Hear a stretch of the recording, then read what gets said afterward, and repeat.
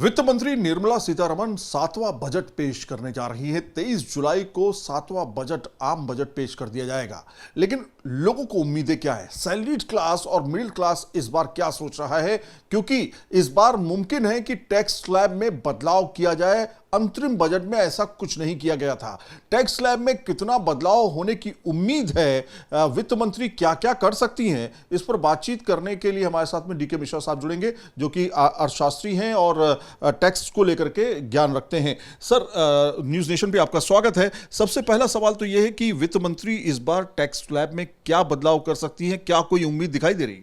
जी, पिछले वित्त वर्ष का जब बजट आ रहा था तो पहले से एक उन्होंने छूट दी, जिसमें कि नई कर प्रणाली में एक छूट की व्यवस्था बनाई गई। पुरानी में भी सेक्शन 87A के जरिए कुछ छूट की व्यवस्था की गई। तो एक राहत का कार्य तो किया गया, लेकिन जिस तरीके से महंगाई बढ़ रही है और जो करदाता होते हैं ज़्यादातर वो ऐसे मेट्रो शहर में रहते हैं या शहरों में रहते हैं जहाँ की खर्च की सीमाएं दिन पर दिन बढ़ती जा रही है। तो करदाताओं के हाथ में और पैसा बचे, इस बात को ध्यान में रखते हुए ऐसा उम्मीद किया जा सकता है कि इस बजट में भी कुछ स्लैब्स में और राहत दिया जा सकता है। थोड़ा बहुत ही सही, लेकिन राहत होने की उम्मीद है। जी, इसके अलावा अगर हम देखें तो अभी करंट सिचुएशन जो है, करंट टैक्स स्लैब जो है, उसमें दो तरह की रिजीम है। एक ओल्ड रिजीम है, एक न्यू रिजीम है। न्यू रिजीम लॉन्च की गई थी। अभी सर कितना कितना प्रतिशत टैक्सेशन है और इसमें क्या बदलाव होने की उम्मीद है? देखिए, करदाताओं के हाथ में ज़्यादा पैसा बचे, इसी को ध्यान में रखते हुए नई कर नीति लाई गई, टैक्स स्लैब्स लाए गए, जिसमें अगर आप नई रिजीम को फॉलो करते हैं तो एक व्यवस्था बनाई गई कि सैलरीड क्लास के लिए लगभग 7.5 लाख रुपए तक, अगर 7.5 लाख रुपए की सैलरी है तो उसमें स्टैंडर्ड डिडक्शन मिलाने के बाद कोई भी कर नहीं देना होता है। इसी तरीके से जो पुरानी रिजीम है उसमें भी ऐसी व्यवस्था बनाई गई है कि अगर आपका कर एक सीमा के ऊपर है तो वहाँ इन्वेस्टमेंट करके करना पड़ेगा, लेकिन उसमें भी आपको बचा सकते हैं आप।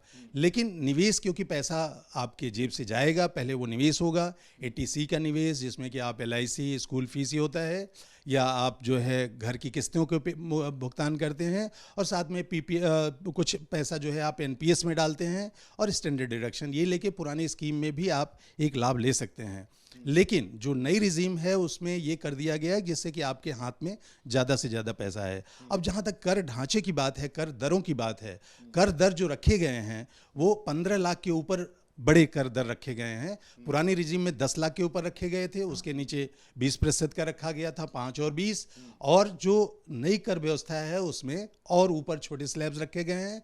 15 लाख के ऊपर सीधे वो 30% रखा गया है। तो एक संभावना इस बात की भी है कि जो 15 लाख की सीमा है, 30% जिसमें लगता है, वो 2-3 वर्षों से वही चला रहा है और पहले भी यही था। तो उसमें इस बात की संभावना है कि हो सकता है आज की महंगाई को देखते हुए और जिस तरीके से कर का संग्रह बढ़ रहा है उसमें भी थोड़ी राहत दी जा सकती है, उस सीमा को थोड़ा बढ़ाया जा सकता है। अभी जो करंट जो है ओल्ड रिजीम और न्यू रिजीम की बात करें तो ओल्ड रिजीम में 5% और उसके बाद सीधे 20% और फिर 30% का टैक्स सिस्टम है। इसके अलावा अगर नई रिजीम की बात करें तो 5, 10, 15, 20 और 25, 30 स्तर के जो है टैक्सेशन सिस्टम है। लेकिन इनमें अगर हम देखें 7.5 लाख रुपए न्यू रिजीम में और 5 लाख के ऊपर कोई टैक्स नहीं, उसमें फिर निवेश करके आप अपना पैसा बचा सकते हैं। इसको कितना किया जा सकता है सर? जो मेरा अनुभव है, क्योंकि हाँ, जो बेसिक 7 की बात कर रहे हैं आप, इस 10 तक जाने की संभावना है, और 10 न जाए तो कम से कम 9 या 8 के बीच में तो जरूर रहना चाहिए।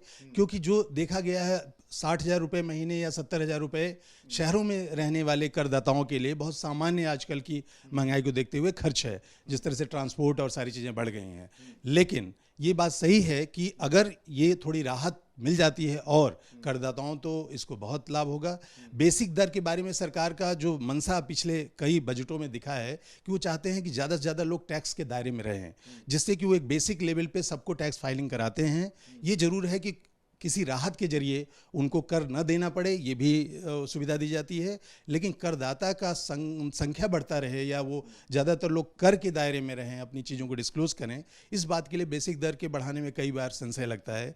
लेकिन आगे कर दरों में बढ़ना ये आखिरी सवाल है मेरा कि क्या निवेश के लेवल को बढ़ाया जाएगा, कि निवेश के टैक्स छूट को बढ़ाया जा सकता है? क्योंकि 1.5 लाख रुपया है घर के लिए, आप अभी 2 लाख रुपया है, क्या इसको बढ़ाने की उम्मीद है? जैसा देखा गया है पॉलिसी के हिसाब से गवर्नमेंट की निवेश को बहुत ज़्यादा प्रोत्साहित नहीं किया जाता, उससे जुड़ा छूट को प्रोत्साहित नहीं किया जाता। लेकिन स्कोप तो बहुत है। जैसे आप देखें, हाउसिंग लोन के इंटरेस्ट को बहुत दिनों से सीमाएं बढ़ाई नहीं गई, निवेश 1.5 लाख की बढ़ाई नहीं गई, मेडिक्लेम को बढ़ाया नहीं गया। तो इन सब चीज़ों पे हर जगह स्कोप है। और इसी तरह से डोनेशन का और इस तरह से एनपीएस का भी, ये हर जगह बढ़ाने का स्कोप है कि ये इस जरिए से भी कुछ न कुछ राहत दी जा आपको क्या एनालिसिस है, आपका क्या एनालिसिस है कि किस तरह से किन किन चीज़ों पे चीज़ें बढ़ सकती हैं टैक्स, इनकम टैक्स को लेकर? मुझे जो व्यक्तिगत रूप से लगता है कि अगर कुछ गवर्नमेंट राहत देती है तो एक तो स्लैब को थोड़ा सा बढ़ा के देगी, और कुछ हाउसिंग लोन, क्योंकि अब घर की कीमतें बहुत बढ़ चुकी हैं और हाउसिंग लोन भी उस हिसाब से लिए जा रहे हैं, तो जो इंटरेस्ट की छूट दी जाती है वो बहुत मायने नहीं रखती है। तो वहाँ मुझे थोड़ी सी स्कोप लग रही है। जी, तो कुल मिलाकर के इनकम टैक्स स्लैब में बड़े बदलाव होने की उम्मीद है, ऐसा जानकार कह रहे हैं। और ये भी कह रहे हैं कि जिस तरह से टैक्स छूट बढ़ती है, क्योंकि अभी आप देखेंगे तो इनकम टैक्स कलेक्शन जो है उसमें सीधा तौर पे तेजी से इजाफा देखा जा रहा है। ज़्यादा से ज़्यादा लोग टैक्स दे रहे हैं, इसके आंकड़े भी सामने आते रहे हैं, लगातार रिकॉर्ड्स भी टूट रहे हैं। इसलिए सरकार से उम्मीद जताई जाती है कि टैक्स स्लैब में बदलाव किया जाए। खासतौर पर जो अभी 7.5 लाख की सीमा है उसको 10 लाख या फिर 9 लाख तक पहुंचाने की उम्मीद जताई जा रही है। वीडियो जर्नलिस्ट सुमित कुमार के साथ सईद आमिर हुसैन, न्यूज़ नेशन, दिल्ली।